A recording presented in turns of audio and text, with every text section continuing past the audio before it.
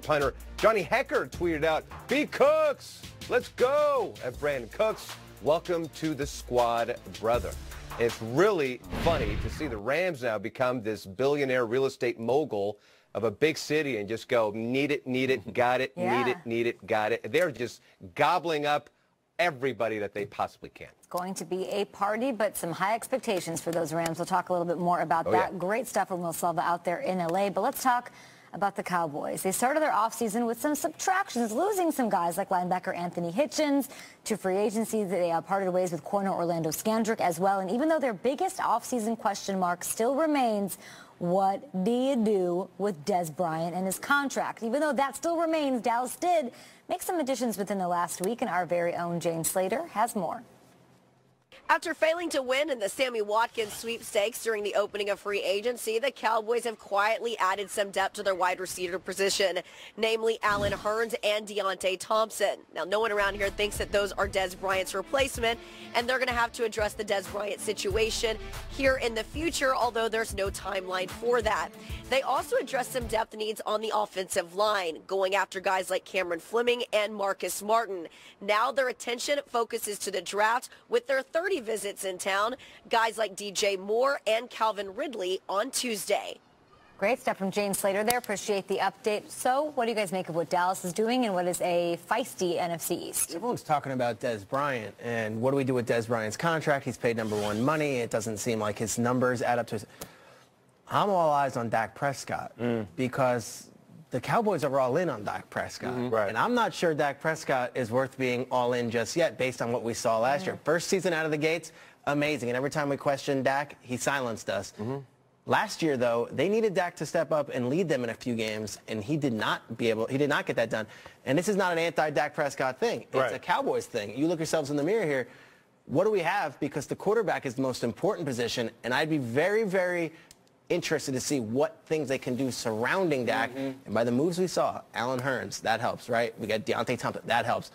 I'm curious to see what version of Dak Prescott we get. Is it 2016 or is it 2017? And if you do have all these elements and he doesn't deliver, then what's the next move? Because we've got to figure it out, and it's got to happen soon. I believe in him. I do. And I think last year was such a huge disappointment for the Cowboys that on a surface you might think, what was their record last year? 4-12, 5-11? They were 9-7. Yeah. I mean, they were this close. I look at what their needs are. You know what they need is to have everybody on the field. Everybody stop doing anything dumb, get on the field, be healthy, be out there.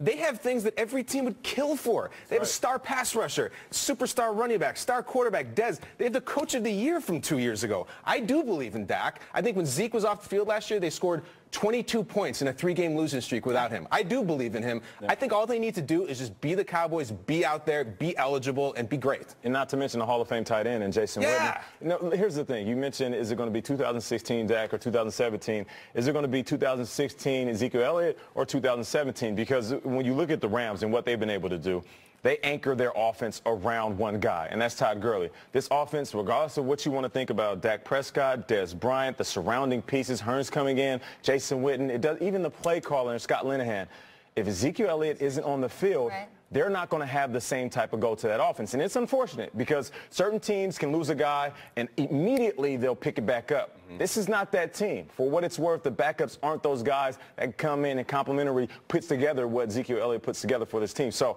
I'm looking forward to seeing what Zeke is going to do.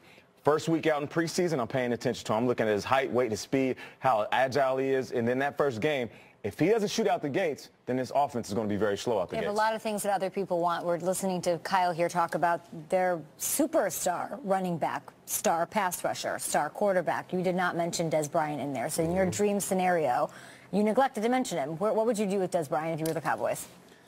I've said on this show that I'm ready for Dez to be another place. I mean, and truly, I think it would be a great, great thing for Dez, and we've seen a million other guys, we can name the names, who have gone ahead to change of scenery. I totally respect it. I think it's important to him to be 88 and be the star for his whole career. He's very expensive, and just objectively, I know these things get very personal. Objectively, his production does not match how much money he costs, truly. And I always do this test. If you look forward to the Cowboys offense next year, can you picture it without Dez? Can you see them working?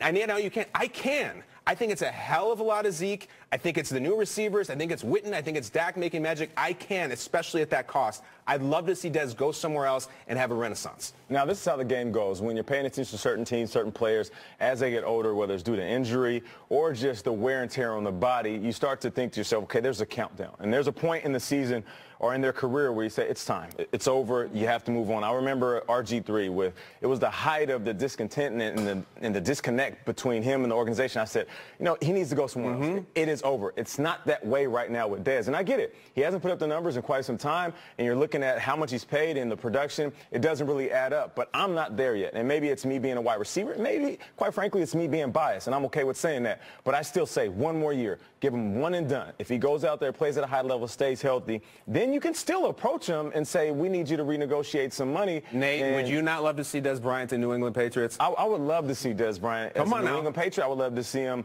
in Seattle. There's a few places. Arizona. I would love to see him. I feel like change is good. You're speaking to a guy that switched 3 times, and every opportunity had a chance to stay with the team he is with. There's something about moving that motivates you, and it gives a kind of a big you-know-what to the team that you were with. So I would love to see him go somewhere else, but I'm not ready for that. I feel like this is the last season. Dez has been talking. He said, everybody else who's talking about my career, shut up. Okay, Dez. Well, then I'm going to say, as a wide receiver, I like what you're doing. You're shutting up. Now go out there and show out. I'm thinking about Dez, and I'm thinking about the difference between Tony Romo and Dez and then Dak and Dez. And it was a different deal the last 2 years. And that might be on Dez or that might be on the quarterback. I hate to be piling on. You look at the NFC East right now. It's okay. You can talk about Dak negatively. It's like fine. No, Peter, you can do it. Really and honestly, like you can sometimes. I get what you're saying. saying. It's like Dak. It's hands off on Dak. You're not allowed to make. He had a tough year. He had a tough year last year. Yeah. And this is not piling on Dak, but last year it was like, if anyone mentioned that, is Dak even what he's... And don't get me started on Derek Carr. I mean, you can't touch Derek Carr.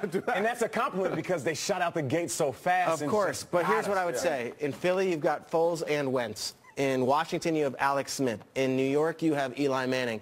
I'm not sure the Cowboys have the quarterback that I say, Super Bowl. Those guys, Alex Smith included, I think, can take a team and say, let's get him on back and let's go. I want to see what Dak and Dez do this year, and I don't know necessarily if it's all on Dez. You're saying he's the 4th best quarterback? No, I didn't rank him at all. Oh, okay. You don't know if he has that in him yet. I've seen Eli throw a team on his back. I got you. I've seen Alex Smith throw the Chiefs on his back. I've seen Wentz and Foles do it. That makes sense. I want to see Dak do it. Come on, let's go. I got you. It's time for him to step up, make that how leap. you would play it out is, can I see this team without this player? I don't know if I see the Cowboys without Dez Bryant. I'm curious to hear what Cowboys fans out there have to say about that. So can you see the Cowboys without Dez Bryant? Hit us up at #GMFB. As we take a short little break here, we have our Tournament of Champions with Angry Runs taking on Toe Drag Sweat.